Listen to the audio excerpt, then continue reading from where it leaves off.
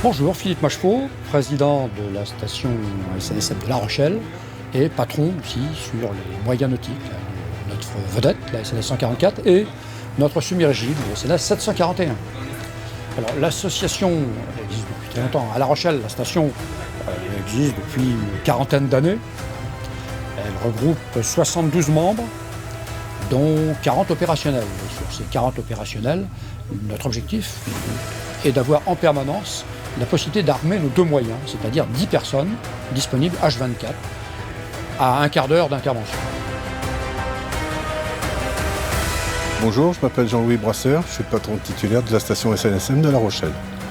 J'ai commencé à la station en 2006, donc ça va faire 16 ans. Je m'appelle Serge Dandonneau, j'ai 63 ans. Je suis à la SNSM depuis 4 ans à peu près. Voilà, et je suis venu ici à mon départ en retraite professionnelle. Les qualités requises pour être à la SNSM sont avoir du temps et être très motivé.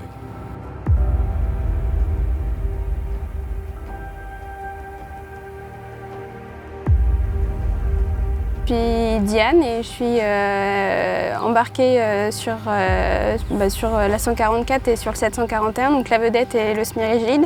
Et en plus de ça, je suis nageur de bord. Le gros rôle quand on est embarqué, c'est de mener à bien toutes les manœuvres pour quand il y a des requérants, aller leur passer les boots. Tout ça, c'est tout ce qui permet de mener à bien la mission. Et en plus de ça, comme je suis je suis nageur de bord, pardon, et bien des fois, quand on n'a pas suffisamment d'eau ou quand l'approche serait difficile avec une embarcation, je me mets à l'eau et j'amène les remorques ou je vais chercher des personnes pour que tout se passe en plus de sécurité possible.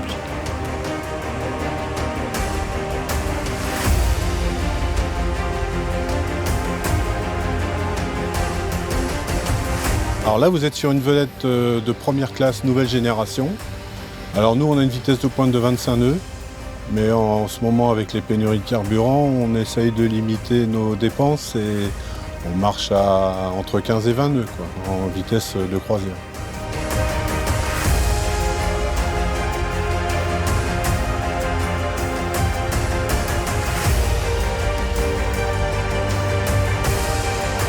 Sur la vedette, nous, généralement, on part à 6. Un patron, un mécano, 4 équipiers. On sait toujours quand on part, on ne sait jamais quand on revient. Ça peut durer très longtemps, comme ça peut durer qu'une heure ou deux. Ça dépend de la localisation de l'intervention et aussi de la gravité de l'intervention. Les risques liés à la météo déjà, et puis liés aux manœuvres. Il peut y avoir des mains abîmées, des doigts coincés, des chevilles tordues. C'est tous les risques inhérents aux manœuvres sur les bateaux. Le but du jeu, c'est quand on part en intervention, si on part à 5, on rentre à 5, en état pour tout le monde en bonne santé. Ça, c'est important. Le regard sur soi et le regard sur les autres, et le regard, effectivement, sur les personnes sur qui on va intervenir. La première chose, c'est la vie humaine. Le bateau sur lequel on va intervenir, si on le laisse, on le laisse. On récupère les personnes, et ensuite, si on peut récupérer les embarcations, on les récupère. Sinon, l'important, c'est la vie humaine.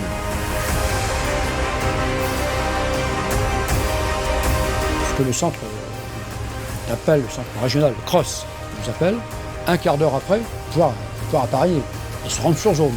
Avant l'intervention, on prépare, on met à profit le temps de trajet pour préparer le matériel et le patron expose ce qu'il va faire comme manœuvre. Déjà, on arrive sur zone, on fait l'évaluation de la situation. On n'a pas besoin de crier, tout se passe bien. On se parle, on se regarde et c'est bon.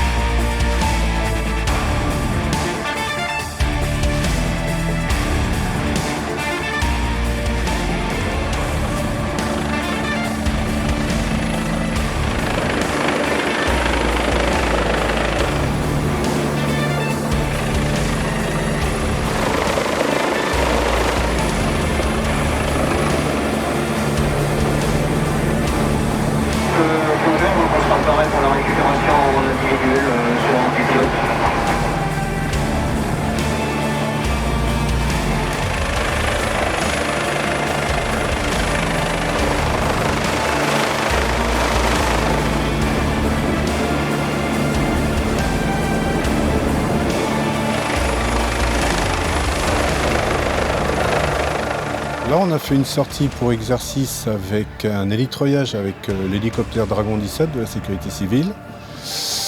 Ensuite, on a fait une jonction avec la vedette de l'île d'Aix, avec laquelle on a simulé une panne moteur sur leur bateau et un remorquage en flèche.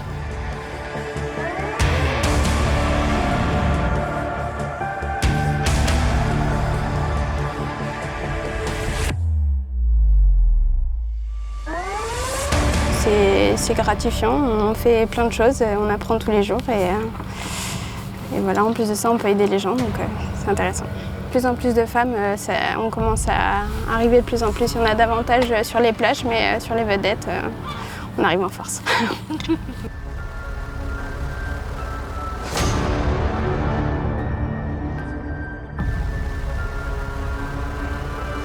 Il y a des satisfactions, des gens qu'on a ramenés qui n'étaient pas très bien sur leur bateau et qu'on a revus après, qui sont venus nous voir et qui étaient contents d'être là.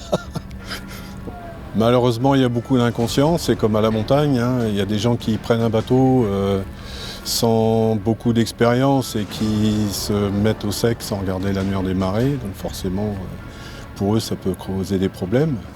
Et il y a aussi des gens qui sont mauvais payeurs. Une fois qu'on est allé les chercher, ils oublient de nous rembourser les frais d'intervention. Donc on a quand même quelques milliers d'euros qui sont dans la nature et qu'on essaye de recouvrer, mais c'est pas toujours évident. Les plaisanciers maintenant font beaucoup plus attention qu'à une certaine époque, malgré qu'il y en ait qui ne soient pas tellement vigilants, quoi, qui arrivent quand même à s'échouer alors qu'il y a des endroits où ils ne devraient pas passer. Tout ça pour juste une photo souvent, hein. On doit aller prendre le Fort Boyard en photo et puis on s'échoue sur la banche, donc là c'est pas pratique. Mais c'est vrai que maintenant les gens font plus attention, déjà on les voit, ils sont plus équipés au niveau des gilets de survie, tout ça. Et quand même l'information commence à trouver son chemin. Comme pour le milieu des pêcheurs d'ailleurs. Maintenant on voit beaucoup les pêcheurs avec des gilets, des casques qu'on ne voyait pas avant. Alors, toutes sorties confondues, on est à plus de 200 sur La Rochelle.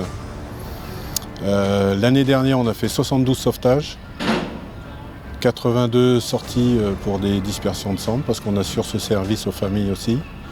Et comme je vous disais, 29 sorties d'hélico, plus toutes les sorties de service, assistance aux manifestations nautiques, et voilà. On est susceptible d'intervenir H24, 365 jours par an, donc ça demande beaucoup de personnes qui puissent donner du temps par rapport à ça. C'est pas parce qu'on est de service qu'on va sortir en mer, mais ça peut arriver. Le téléphone peut sonner n'importe quand.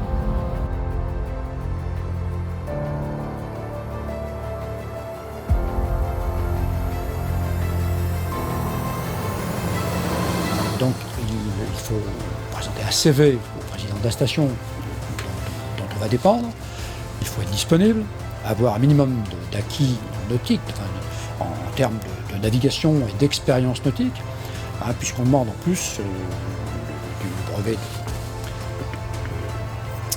de PSE, le PSE1 qui est un diplôme de secourisme, hein, puisque nous faisons aussi bien évidemment des opérations de secourisme, et puis après on s'entraîne. On s'entraîne à la station, il y a des formations internes. Alors, en ce qui nous concerne, c'est tous les samedis matins. Nous nous entraînons sur nos moyens. Ensuite, il y a un pôle national de formation qui est situé à Saint-Nazaire, qui peut permettre après de passer aux étapes supérieures et en particulier d'acquérir des qualifications comme celle de radionavigateur, comme celle de sauveteur de plage par exemple, ou sauveteur embarqué, et qui va permettre aussi de postuler après aux fonctions de patron. Patron d'embarcation, de ski rigide ou de vedette. Alors la SNSM fonctionne en très grande partie grâce aux dons du public, aux dons privés, avec après une partie de subventions d'État, des collectivités locales, de La Rochelle en ce qui concerne, la Charente-Maritime, la région, mais en grande partie de dons. Nous vivons quasiment, et en tout cas pour assurer notre budget de fonctionnement. Notre budget de fonctionnement à la station de La Rochelle, c'est 150 000 € par an. Alors, c'est 100 000 € plus provisionnés, puisque contrairement à d'autres corps de sauvetage, nous participons à l'achat de nos moyens. Et donc nous provisionnons pour acquérir la nouvelle vedette, quand celle-ci viendra à sa fin de vie, puisque ce sont des navires qui sont prévus pour être utilisés pendant 30 ans, et la nôtre à 15 ans. Donc dans 15 ans, il faudra que nous financions une grande partie de notre moyen de remplacement. Et donc, nous thésaurisons les dons, et nous essayons d'être extrêmement économes justement de ces dons, parce que nous allons en avoir besoin à long terme.